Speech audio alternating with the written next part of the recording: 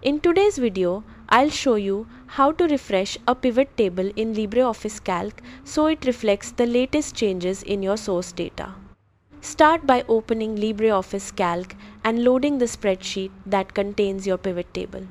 Locate the pivot table on your sheet. It usually appears as a structured summary with row labels, column labels, and calculated totals.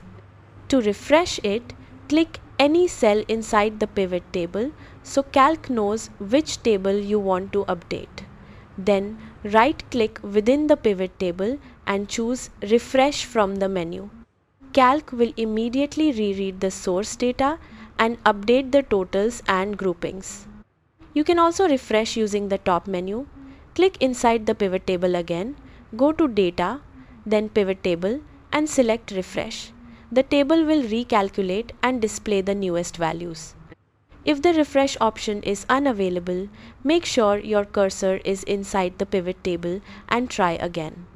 If your pivot table doesn't show new data after refreshing, check whether new rows were added outside the original data range. In that case, you may need to edit the pivot table source range to include those rows. Also verify that filters aren't hiding updated values. After confirming everything looks correct, save your file to keep the updated summary.